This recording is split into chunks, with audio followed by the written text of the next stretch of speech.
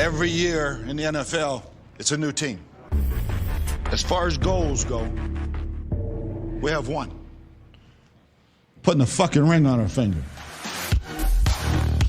Welcome to the Buccaneers Observer podcast. This is Ralph Phillips. I'm Molly Bay. Today is June 6, 2019, 94 days to kick off.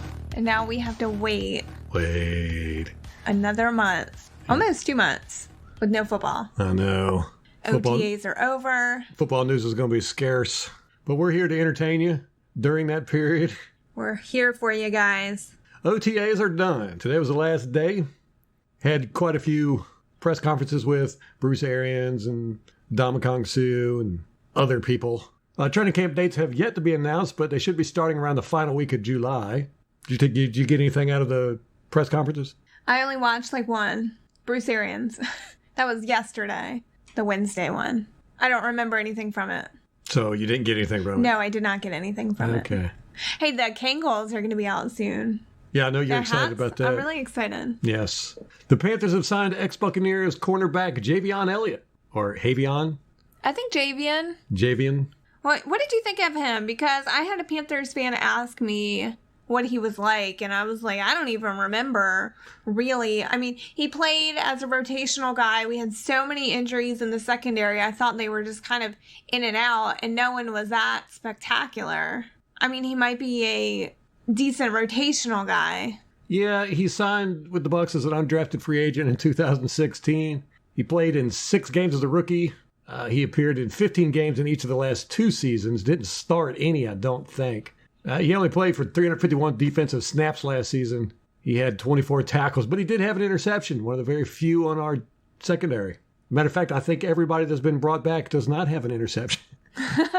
Carlton Davis, VH3, I don't think he had an interception last year. Justin Evans, I think he had one. I don't think so. Ryan Smith? Don't think so. No, Ryan Smith had a really pretty one against Pittsburgh. That's right, yeah. No, it was, okay. I'll take your word for it.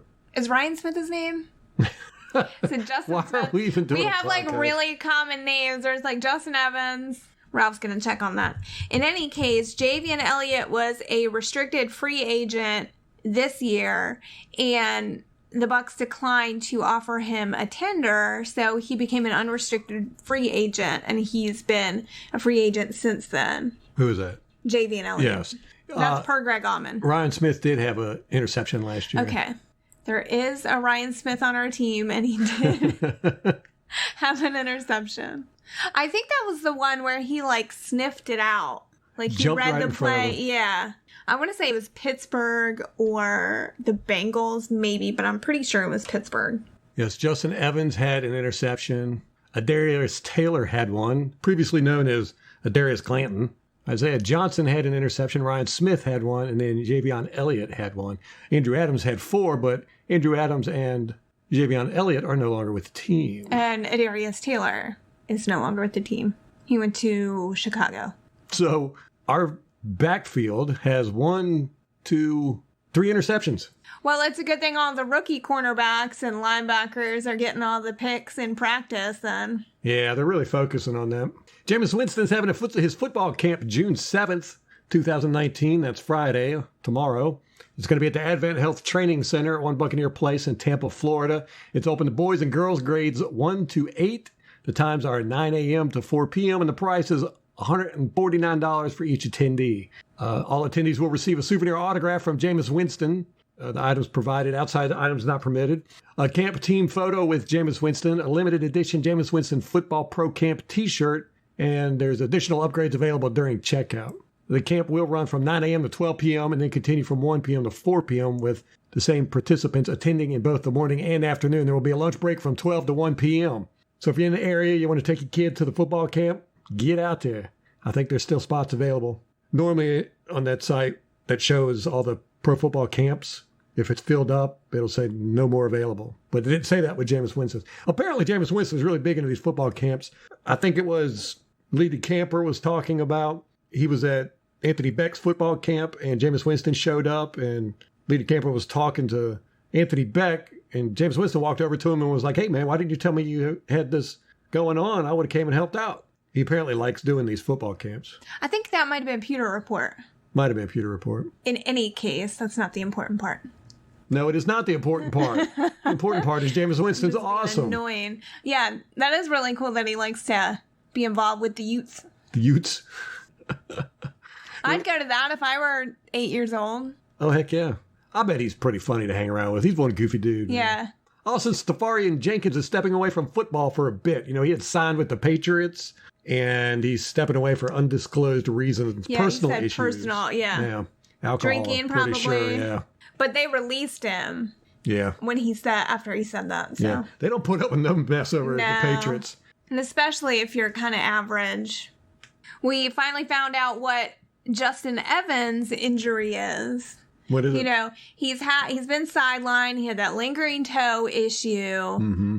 There were questions whether that was going to end his career like it did for Deion Sanders. It was turf toe. And this week he shows up with a boot on his foot. But they said that wasn't the same thing. It's not the same thing. It's the opposite foot. Oh, great. And it's a heel issue, and he had a procedure on it. But he's supposed to be ready by training camp. He better. Just like Ren said from Pewtercast. He better, because there's some rookie quarterbacks chomping at the bit to take their jobs. I know, and he can't be in football shape. No, he hasn't played for... Right, he hasn't played almost since a year. Yeah. It's going to be an uphill battle for him. At this point, I'd be surprised if he made the team, but Yeah. we need depth in that system, but we got a lot of good guys, it sounds like. Other players that didn't practice, there were 12 guys held out with minor injuries Good Lord. this week. Mike Evans, Jensen Marpet, Justin Evans, Bobo Wilson, Sean Wilson, Ernsberger. Is that one of the tight ends we got? I can't remember. Leggett, Mitchell, Simpson, Brait, and Sitchie. And then, of course, JPP's not there. That's per Greg Allman. This is like the Greg Allman podcast. It is. Look, all the tweets I have saved are Greg Allman and Scott Smith. He's just a really good... He puts a lot of good information out. He's to me, he's my favorite Buccaneers reporter. He just doesn't mix a whole lot of opinion in there. He just reports the facts for the most part. Yeah, Donnie Ernsberger is the tight end. Okay. He's our fifth tight end. And Leggett was out too. He's that other tight end. If I'm the fifth tight end on a team that's only going to keep 4 tight ends, I am not out for injury. Yeah.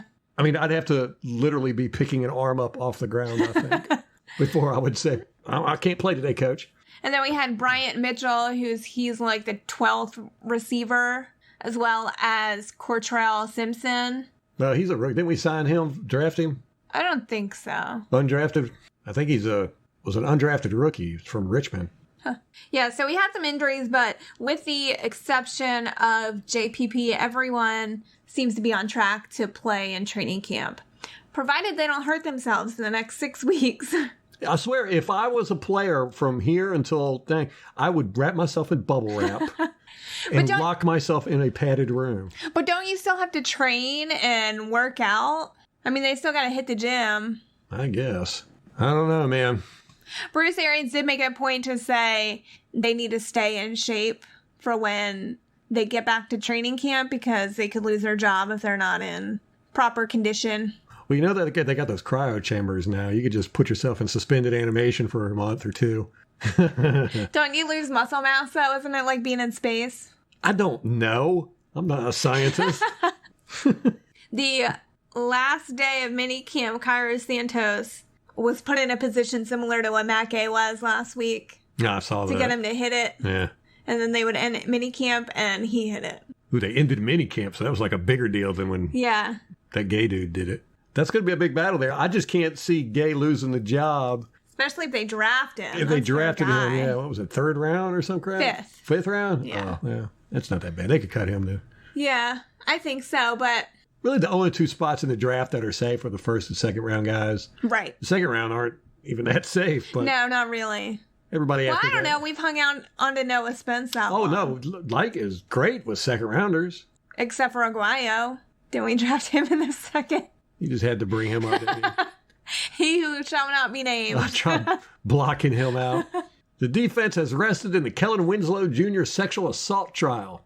Now, this guy is just crazy. It's absolutely insane if you read up on his charges. And I tell you, man, he's going to prison for a long, long time.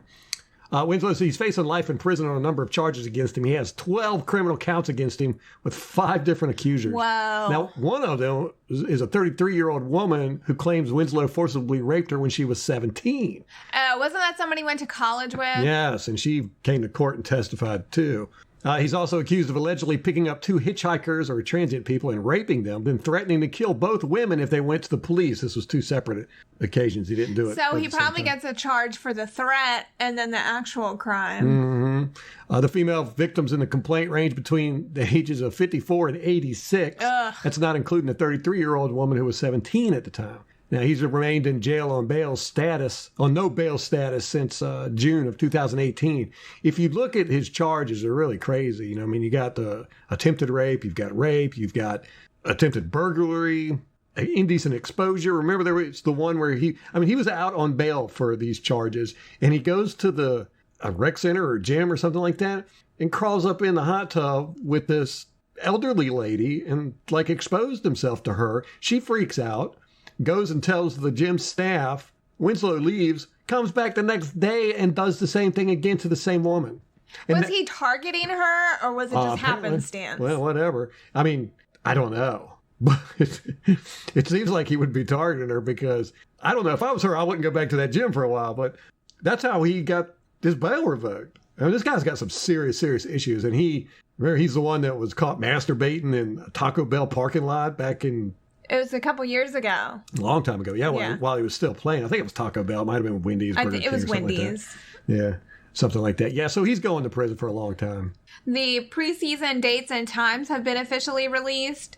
We will play the Steelers at Pittsburgh August 9th at 7:30 p.m. We'll play the Dolphins at home on the 16th at 7:30 p.m. We'll play the Browns at home on the 23rd at 7:30 p.m. And then we'll play at the Cowboys August 29th at 8 p.m. The Pittsburgh's game is going to be interesting. If y'all don't know, in Bruce Arians' book, Quarterback Whisperer, he loves everybody in the NFL. He's big into loyalty. He has said with this staff he's got now that he will never, ever fire an assistant. He will reassign them, but he's not going to fire them. Now, I'm sure he will fire them if they do something stupid like Kellen Winslow Jr. does, but he's not going to fire him for poor performance and stuff like that. Well, Mike Tomlin is the only football person I've ever heard Bruce Arians not have good words for. He does not like Mike Tomlin a whole lot because Mike Tomlin basically fired him at Pittsburgh. This is after he won him 2 Super Bowls as offensive coordinator. And it had been the coordinator for 10 years. It was a while. And he was supposed to be getting a raise. And Tomlin came back to him and said, yeah, I didn't get you the contract. And Arians was like, what do you mean? Then he was like, that's okay. We'll just try for the raise next year. And Tomlin was like, no, I didn't get you a contract. You're fired. And Bruce Arians did not take that very kindly. So it's going to be interesting watching them play. And, he knows Big Ben. Yeah, he knows Big Ben very well. Was Ben drafted when he was there? I can't remember. I think he was brought in. I think he was drafted by the Steelers. Yeah, he was drafted by the Steelers, but I think Arians was brought in after Ben was drafted. I can't remember. I can't remember either. He's been brought in to consult with the high draft picks quite a bit, though. Andrew Luck, Peyton Manning. So he might have been there for... He was definitely there when Ben was very young because he talked about Ben's development in the locker room and kind of getting a handle on the locker room was tough for him. Yeah, if you want to listen to our book review on Bruce Arians' book, The Quarterback Whisperer, go back and check it out. That would be episode 53. It's called The Podcast Whisperer. Gives a pretty good insight into our new head coach. We did a book report. Yeah. What grade did you get, Molly? You cheated off me. What? You read the Cliff Notes. It's a lie. Arians said that he was going to bring in some veteran players to try out during minicamp. And those turned out to be, we had 3 wide receivers and 2 offensive linemen. The 2 offensive linemen have had starting experience. Yeah, one was a starter for the Saints, which I remember writing about him last season. He had an ankle injury that sent him to IR. Josh Laribus, he's 29. He made 3 starts for the Saints. And then before that, he played for the Redskins at center. The other veteran tackle they had was Cyrus. I can't even say that last name. Kellen Winslow. Anyway, he was with the Bills, and Joe Bucks fan is saying he was a second-round bust from the 2014 draft. That remains to be seen. We haven't signed them, but they were trying out, so we're not settled on the offensive line, apparently. Well, Bruce Arians likes to say we're not settled with anything. He said the 90-man roster, or the 53-man roster, won't be set until the day before the first game. Keeps you on your toes. That's how he likes it.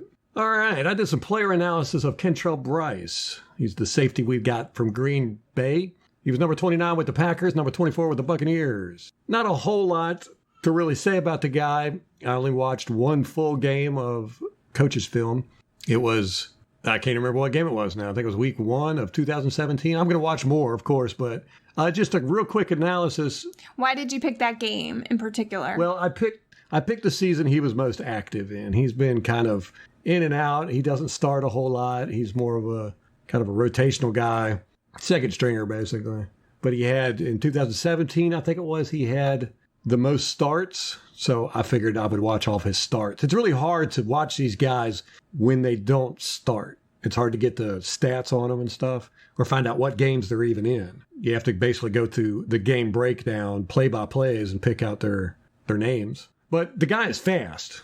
He's kind of lanky, more slim than I'm used to at safety, but he's very fast. And I'll tell you what, this defense is going to be super fast if nothing else. It seems like everybody on our defense is fast, except for MJ Stewart. He's not scared of contact, but I don't really like the way he tackles. He's not a hard hitter. He kind of comes in at angles and launches. You know, that stuff I don't really like. Is it because he's small?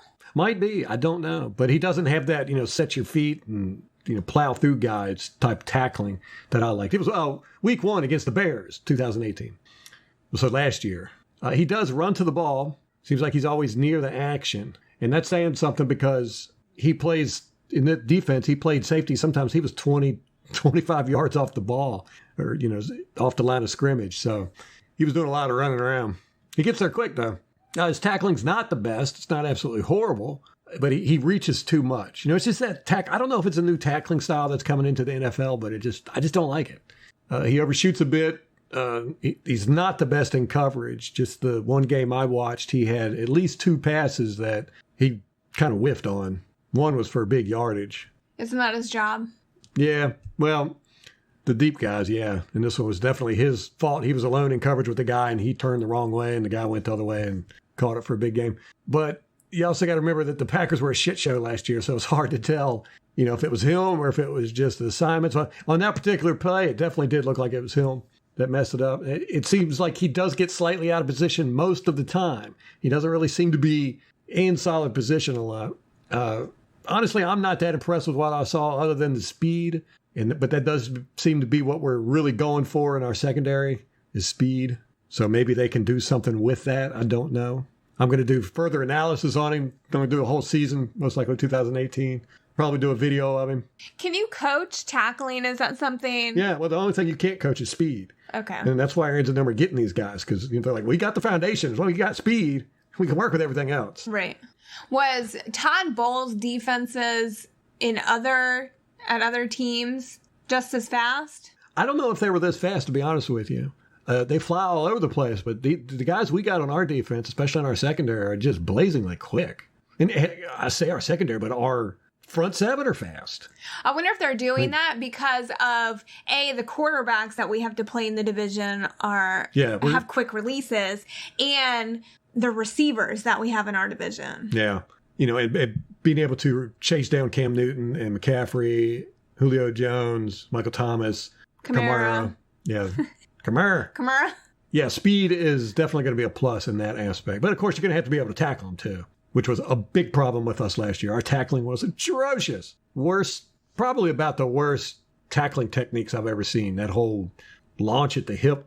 They would launch at the opponent's lower half, aiming for the hip or the thigh, it looked like. But they would actually launch all the dang time, or they would reach, and it was just absolutely horrible. Well, that should be fixed this year because Arian said that he's going to take advantage of full contact drills during training camp.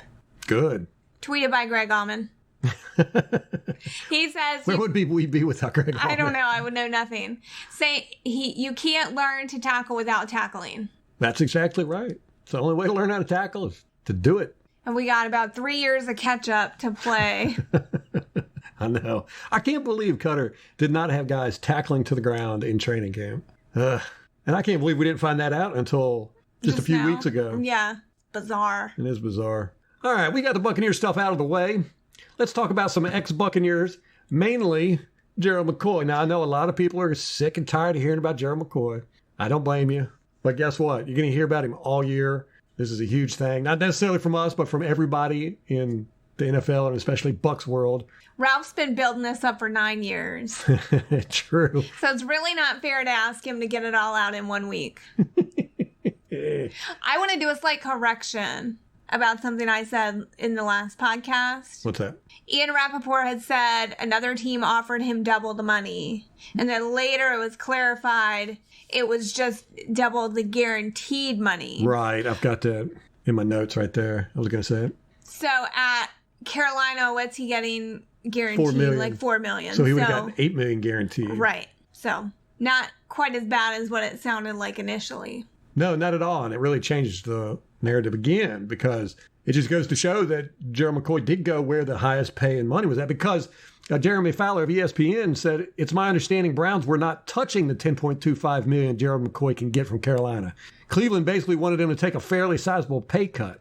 Panthers viewed him as more than $8 million a player, and the man who took his job, Sue, helped his case with big money from Tampa Bay. That was from Jeremy Fowler of ESPN. So the Browns were not going to pay him as much money as either Baltimore or Carolina. Baltimore was just going to give him guaranteed money, and Carolina gave him $4 million guaranteed with incentives, up to $10.25 million. So that's good news for Carolina that the incentives were built in because that'll give him some motivation.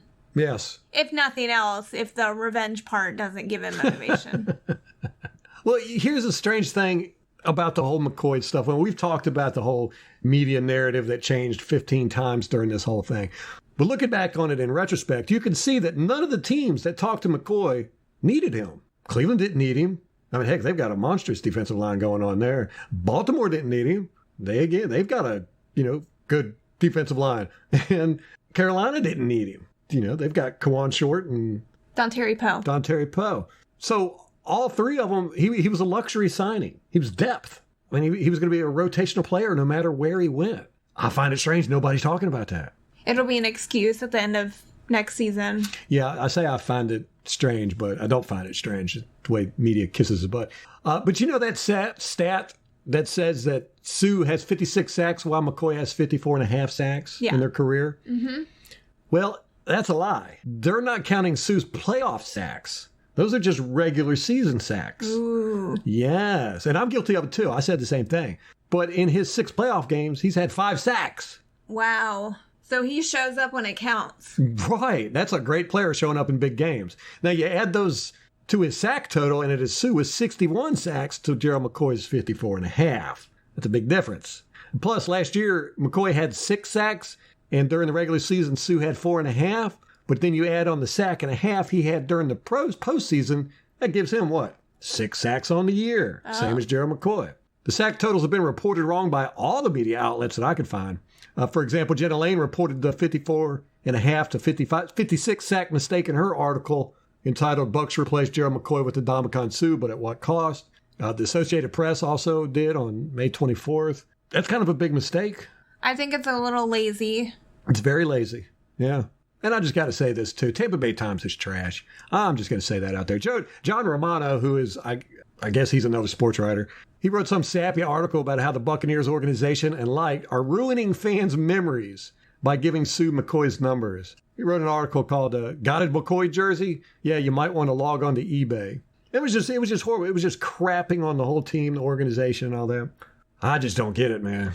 It's definitely spreading negativity about the current team. That's what bothers me. Yeah. Before we've even taken a snap. There are other organizations that are doing the same thing. Just the tone of the articles. It's not necessarily that they're saying the Bucs are going to be terrible or, BA needs to be fired or this player's bad, this player's bad. It's just the language that they use, the descriptive adjectives, isn't it? The direction that they go with the articles, like you were talking about the Betteridge's law of headlines. So you just kind of have to be careful with the tone, I think.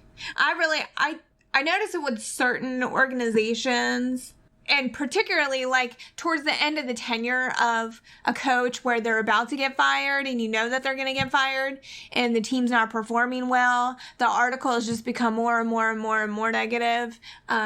And then you get a new coach and there's a lot of hope in the fan base, but then the media outlets are still kind of negative. I'll believe it when I see it. Mm-hmm. Or we've done this song and dance before. So unless it's somebody that they really like say Lovie Smith. Right. And then, but they just plant that little seed of doubt. Mm-hmm.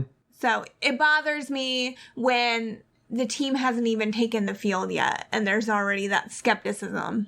Yeah, it's crazy to me how they're not just writing article after article about how great Bruce Arians is. I mean, he's the best tenured coach we've ever had come to the Buccaneers. He's got a proven track record. Very proven. And how the ownership is just spending a gob ton of money. It's crazy how much money they're spending on this team right now. So, yeah, the media just... I think a lot of it is because most of them are not fans. You know, they're probably fans of some other sports team, if they're even fan of sports. But it's just a job to them. And they know that negativity gets more attention than positivity. So, and plus they're also hedging their bets so that if the team sucks, they can go, well, see, I told you. Right. And like a negative article, even if you disagree with it, you're more likely to engage with it. So you might argue with them. You might fight with them about it. You'll comment on their article. Yeah. So that generates interest in that article. So it makes sense why they do it. Yes, it does. I think it's just human nature, but at the same time, it's frustrating to see that pushed all the time. Mm-hmm. Okay, we're going to talk about the media here in a moment, of course, but I want to continue with the Gerald McCoy stuff. Did you know that before he was released by the Bucs, Gerald McCoy started working with a videographer to document his 10th season? You want to know what the title of the upcoming documentary is? What is that? Transition. What? Yeah, he knew this was happening. Well, I mean, he said it at the end of last season, the last game. Yeah. And I think I recall the announcers that game talking about it during the game, like as he's walking off the field. Mm-hmm. Yeah, I remember them saying, this might be Gerald McCoy's last game in a Buccaneers uniform, or something of that nature. Okay, so I've been hearing from the media why they think a small vocal minority of fans, who some of them call trolls, did not like McCoy. They said their reasons that the fans didn't like him included, 1, McCoy was the face of a losing franchise. 2, he was too nice. 3, he was not Warren Sapp. Those are all the reasons I've heard that the media is befuddled as to why some fans were happy to see McCoy leave. They're just assuming these things. They never bothered to ask the very people that they were talking about why. So much for investigative journalism. Well, I'm going to tell you some of the reasons why I think. This is coming straight from the horse's mouth. A fan who was happy to see McCoy get cut. Deshaun Jackson, Austin Seferian-Jenkins, Chris Baker, Mike Williams, Michael Johnson, Anthony Collins, Aqib Talib, LeGarrette Blount, Robert Agoya, Daniel Teo-Nashim, Brian Price, Noah Spence, Doug Martin, Josh Freeman, Brent Grimes, Tenard Jackson, Kellen Winslow Jr. All of those players prove that the leadership in the locker room did not exist.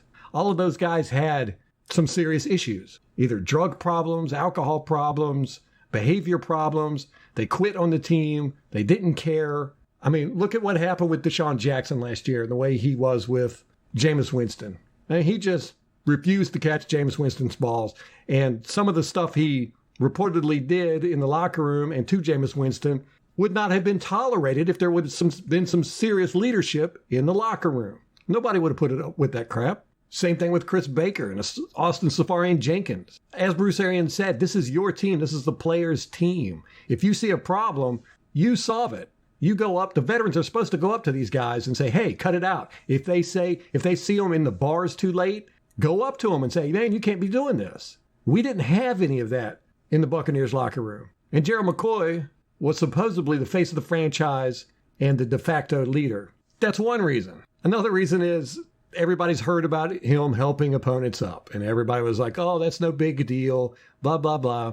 You know, he knocks people down and he helps them up. He's just a nice guy. Right, I could understand that. But the problem was he would help opponents up that he didn't knock down, that other guys tackled. He would help them up. And he wouldn't help his fellow players up. I challenge anybody to show me video footage of Gerald McCoy helping a Buccaneer player up off the ground. It might be out there. I don't ever recall seeing it in 9 years of watching film, but I do recall seeing quite a few times where he helped the opponent up off the ground. And a lot of times it was opponents that he didn't even knock down. I've seen him step over Buccaneer players to help the opponent up. I don't know what that was all about. Didn't sit right with me, and I can understand why some fans would be upset about it.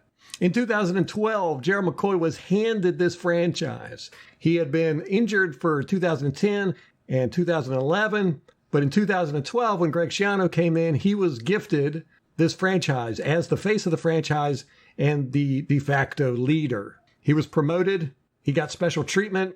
He always had 2 lockers to himself, and he hadn't, at that point, earned it. Gerald McCoy was always in front of a camera. He spent more time promoting himself than being a leader, as was evidenced in all this other stuff I just said. It was all about McCoy and not the team. That's how it came off to me.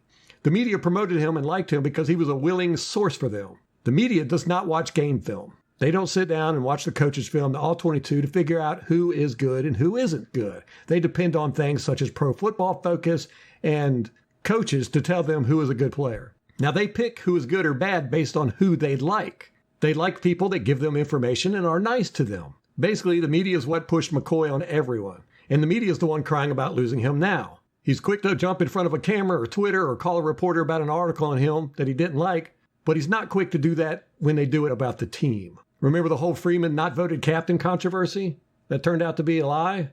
I don't remember McCoy getting in front of the camera and calling it out as a lie. He was there. He saw it. He let the media say that without giving any pushback. Then there's the whole thing about McCoy is double and triple team. You hear that all the time. This phrase is constantly parroted by the media without any evidence whatsoever. That phrase was actually started by McCoy as a talking point, and McCoy brought it up all the time. McCoy was not double teamed any more than any other defensive tackle in the league. If he was, I want somebody to sit down and analyze it. From all the analysis I've done, he's double teamed just as much as anybody else. No more, no less.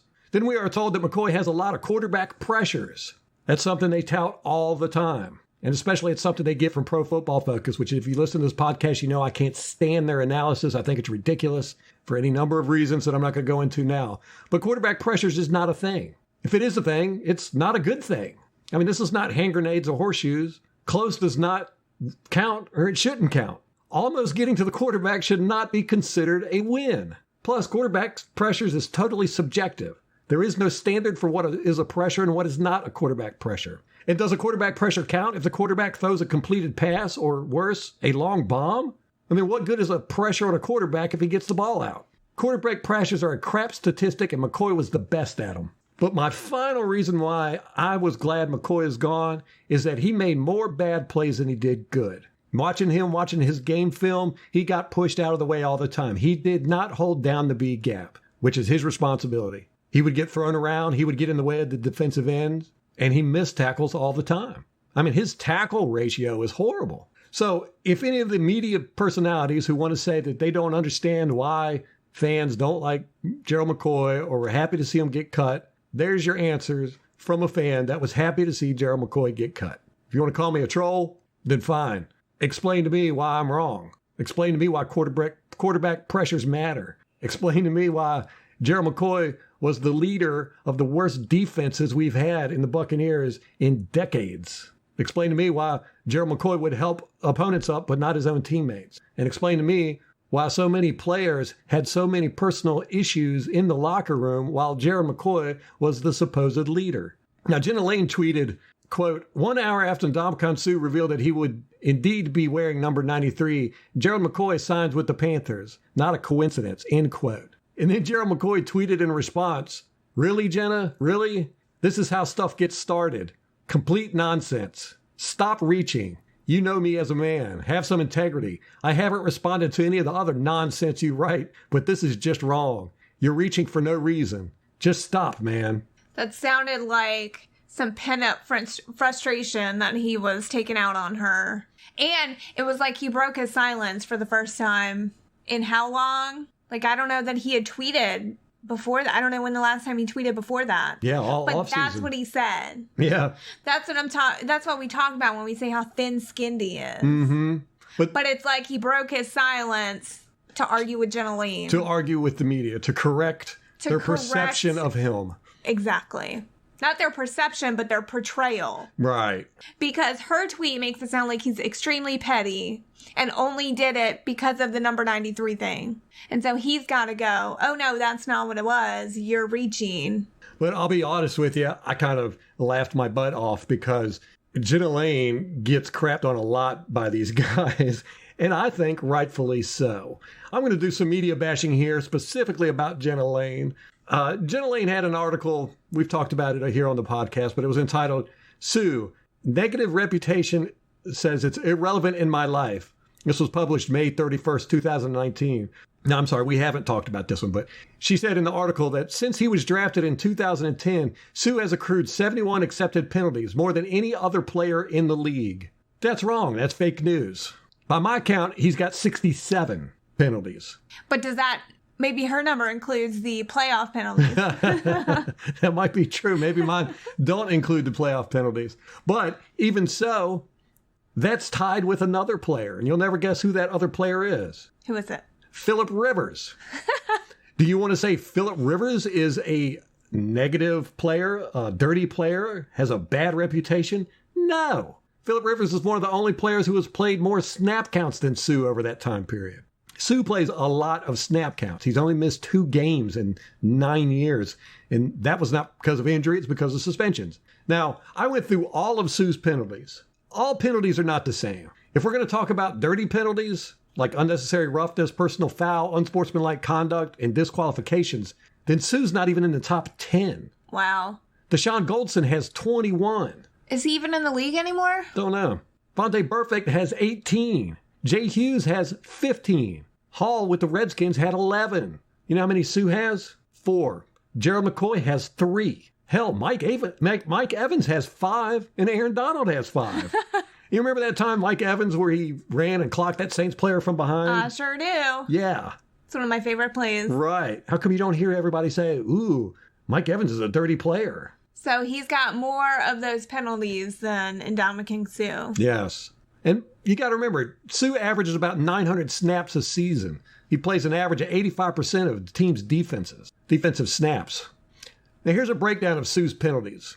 Again, we're going with 67 total. He's got 19 neutral zone infractions, 12 encroachment, 10 defensive offsides. Now that's 41 of the 67 penalties. Wow. Which is just jump in before the ball snaps. Yes. He's got 6 roughing the passer penalties, 4 face masks, 4 illegal use of hands, 3 defensive holding, 3 unnecessary roughness, 2 horse collar, 1 illegal block above the waist, and 1 disqualification. He's also got 1 tripping and 1 low block. That's in 148 games. That's 1 penalty every 2.2 games. Wow. As a comparison, DeMar Dotson has had 53 penalties in 106 games, or 1 penalty every 2 games. That's snap counts not included because, again, Sue averages over 900 snaps a year, second only to Phillip Rivers at about 1,000 snaps a year. Now, in 2017 against the Ravens, Sue was penalized unnecessary roughness against our very own Ryan Jensen. Now, I looked at it. It was not much of a penalty. Jensen continued to push Sue after the whistle, and Sue ended up pushing his head down and smacked his arms away. It was a very, very slight penalty, but that's one of his unnecessary roughness penalties. And then Sue got another unnecessary roughness penalty in that same game, late in the game. I think it was the 4th quarter. Sue jumps off sides and hits the quarterback. It was Ryan Mallett. They were playing the Ravens. This was when he was with Miami. In the quarterback, Ryan Mallett walks over and chest bumps Sue and gets in his face. Sue pushes him away by the neck. Now, this is the infamous Sue grabbing Ryan Mallett by the throat picture that you always see. I want to get that framed. I know. It was a split second. It was just Sue pushing him away because Mallett came over and bumped into his chest and got up in his face. So Sue pushed him away. He just happened to push him away by the neck. The Dolphins ended up losing that game 40-0. So needless to say, Sue was pretty PO'd about this point anyhow. Now, Jenna Lane referred to Sue as a dirty player and linked to an article about him being voted the dirtiest player in the NFL. Now, when you hear that Sue was voted dirtiest player in the NFL, here's what you're hearing. It was in 2002 when the Sporting News, which is an AOL website. I've never even heard of that site. Right. They're not a polling company. They're just an AOL website. Reporters asking questions. They asked 103 NFL players who they thought was the dirtiest player. 32 of them picked Sue. Now, there's no information on what the players were asked or what questions were asked.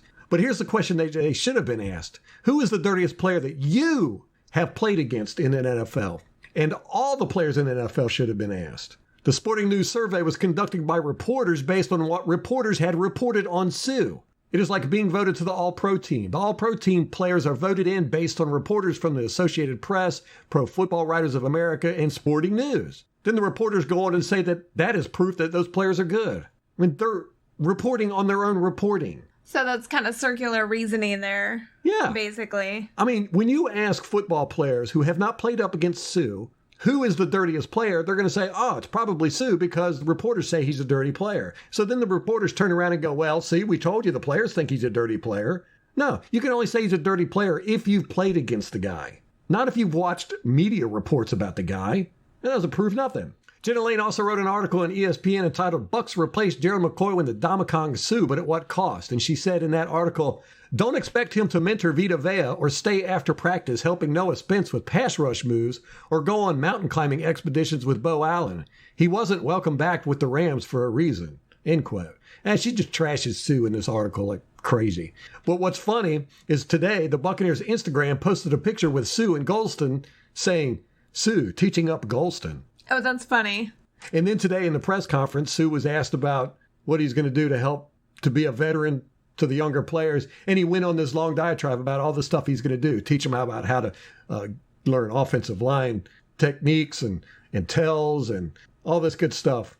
But he did say he's got to get acclimated to Tampa first before he can take on that type of leadership role, though. I just find it funny that the media is saying one thing and the data and the film and the Buccaneers are saying a completely different thing. So that's it for the media bashing today. That one was thorough. I'm quite impressed. Yeah, I did my book report. It's just crazy to me at how they will say, oh, he's the most fined player in the NFL and he's voted the dirtiest player. That one just drives me crazy. Voted the dirtiest player. It's so subjective. What does that even mean, the dirtiest player? What defines a dirty player? Yeah, 32 guys out of the whole NFL, which is close to 2,000 guys. I think it's like around 1,500. 32 guys said Sue is the dirtiest player. We don't know what question was asked of them.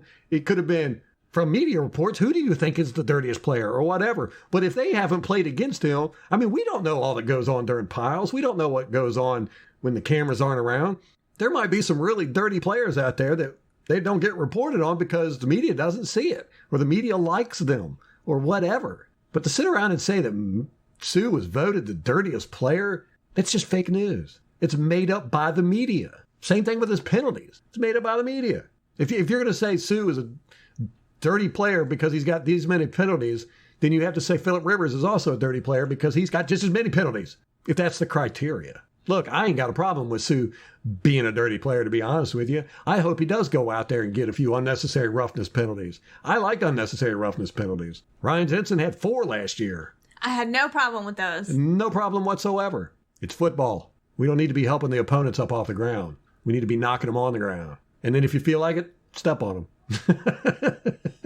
We're going to try to keep the Gerald McCoy and the media bashing down, tamper it down a little bit now that we think that the dust has settled. But I'm going to tell you, I'm going to keep calling them out when I see them screw up. I just can't stand like Thomas Bassinger from the Tampa Bay Times just crapping all over fans who agreed with Gerald McCoy being cut. You know, the media has hyped him up so much. So, I mean, they're actually, the media who is supposed to be objective, you know, they claim, oh, we're not fans, we just report objectively, are not being objective. You know, they are constantly hyping Gerald McCoy up and trashing the Buccaneers. I ain't having it. We got a dang good football team. We got a good football coach. I think right now our biggest issue in Buccaneer world is the media. They need to straighten up. They need to go to football camp, media camp, go out there with Bruce Arians. Bruce.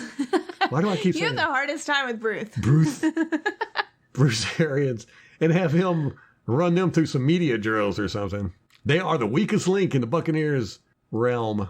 You got anything else, Molly? I do think there are some decent ones. There's a few that I really like. I like Greg Allman. I like Greg Allman. Some of the podcasters are good. Joe Bucks fan. I I really like Steve Isbett. And I like Steve. I think Joe Bucksman has good insider information. And they're fans. They make no bones about it. Right. I like that. But they're negative. They're the ones already saying they're comparing Bruce Arians to Lovie Smith and Greg Schiano. I think that's Lee DeCamper. Yeah, Lee DeCamper is more negative, I think, towards the Buccaneers. Ira Kaufman, I love Ira Kaufman. He's great. Yeah. He's fun to listen to. He's not a fan either. No, he's a Rams fan. No, Kansas City Chiefs fan. Chiefs, yeah. That's right. But there's some good ones on Twitter that aren't as official. I think that's part of the thing about the Tampa Bay Times that bothers me is they're like official. They're supposed to be professional. And they're not at all. And like ESPN with Jenna Lane. And they're somewhat, in some respects, less professional than freelancers or the smaller publications. I mean, they should be held to a higher standard. Truth. All right. Well, all the negativity's out of the way. Now, we've got until the end of July before there's going to be much football news going on. We'll keep you up to date with whatever happens. We're still going to be doing our 3 podcasts a week. A lot of it is going to be keeping up with the enemies. We're going to rehash the Know Your Enemies and keep updated with that. Find out what's going on with the Carolina Kittens, the New Orleans Aints, and the Dirty Birds. Make sure we're prepared for them this season. We're also going to be doing a lot of football analysis. I'm going to be going through all the new players we've gotten that have film on them. And I'm probably going to be cutting up some film to put on the YouTube channel. If you're not familiar, we got a YouTube channel going. Just search for Buccaneers Observer. It'll pop up. This podcast, we're also starting to put this on the YouTube channel as well, so you can listen to it there. And if any news comes out about the Buccaneers, we'll be sure to report on it here as well and give our wonderful, wonderful opinions on it. And then, of course, if the media does step out of bounds, we're going to keep them in check. Body check. And that's about it. If you want to get in touch with me, my email is mollybay@buccaneersobserver.com. Ralph can be reached at ralph@buccaneersobserver.com. We're on Twitter at Bucs_observer. We currently have a Facebook page. We don't have a whole lot of likes on there. Please get on there. If you're on Facebook, look us up. Give us a like and a share. And we also have a website, buccaneersobserver.com. All right, that's going to wrap it up for us. Until next time. Go Bucs.